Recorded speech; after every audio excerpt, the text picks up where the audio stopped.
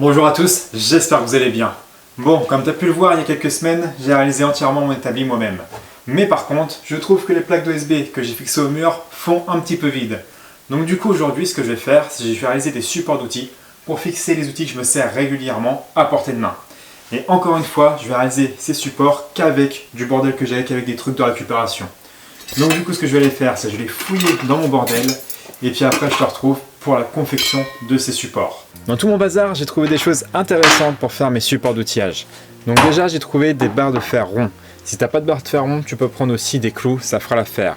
J'ai également retenu un morceau de fer plat, pas très épais, 20 mm de large par 2 mm d'épaisseur à peu près. J'ai aussi trouvé une cornière en alu qui me servira pour tenir les tournevis et autres. Et j'ai aussi directement pris des chutes de bois que j'avais et tu verras, ça me servira à faire tout simplement mes patrons pour pouvoir faire mes supports d'outils.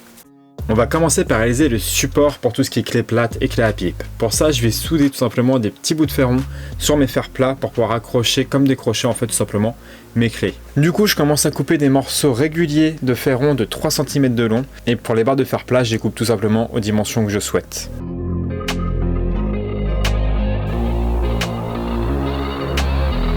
Une fois que ma ferraille est prête, je vais préparer le patron qui va me simplifier la tâche du soudage.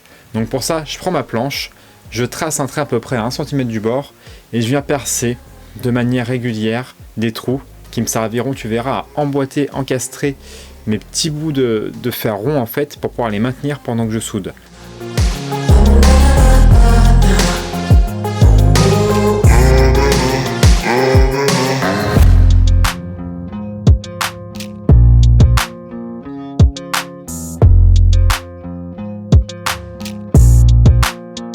Tu vois, j'ai fait une petite inclinaison qui sera vers le haut quand je fixerai mes supports, tout simplement pour éviter que les outils glissent. Et une fois que tout est en place, j'ai juste à pointer mes petites ferrailles, à démonter le tout, nettoyer, un coup de peinture, et c'est fini.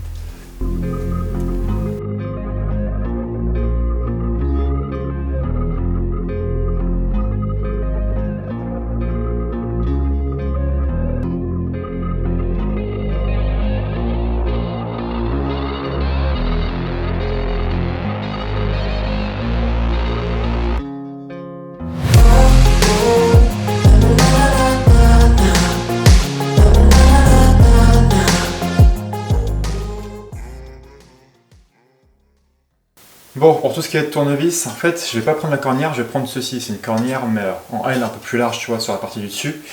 J'ai bien sûr sorti tous les tournevis et tout ce que je vais mettre dessus. Et maintenant, je vais tout simplement tracer des traits, mesurer l'écartement à peu près qu'il me faut pour les tournevis et les outils que je vais mettre dessus, et percer à différents diamètres. C'est vraiment le truc tout con à faire, tu vois, qui peut prendre 2 minutes. Mais quand tu as plein de merde chez toi et que tu arrives à trouver de quoi te dépanner, et ben ça t'évite de dépenser 20-30 € dans des supports d'outils qui sont vraiment basiques.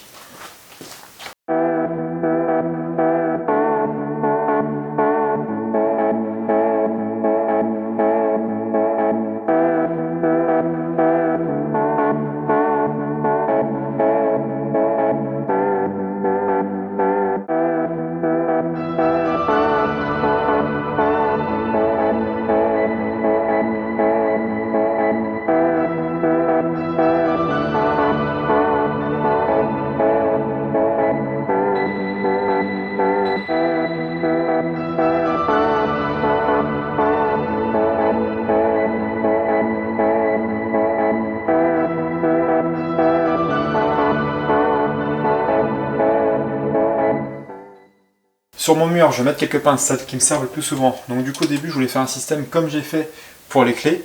Et puis après en cherchant un peu j'ai retrouvé ceci. Donc ça en fait c'est une boîte à clés, tu vois, et à l'intérieur il y a les petits rails pour mettre les clés. Et j'ai regardé et en fait ça passe nickel, tu peux mettre tes pinces dessus. Donc j'en ai enlevé un, je vais aller le peindre et ça va me faire mon support pour les pinces. Donc tu vois là c'est une troisième solution que je te propose. En fait je fais ça parce que je voulais te montrer qu'il y a plusieurs manières, si tu te débrouilles et si tu réfléchis, de faire un support d'outil à moindre coût. Donc, troisième solution, tu vois, si tu as une boîte à clés, ça peut faire le taf.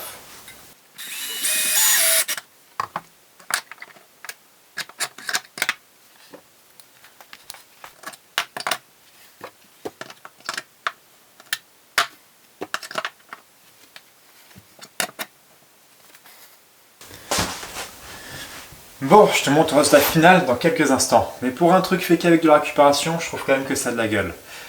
Pour faire un point général sur les solutions et les systèmes que j'ai fait. Le système pour la clé plate, il est nickel. Le fer plat avec le fer rond, ça bouge pas, c'est du solide, ça va tenir dans le temps, c'est super.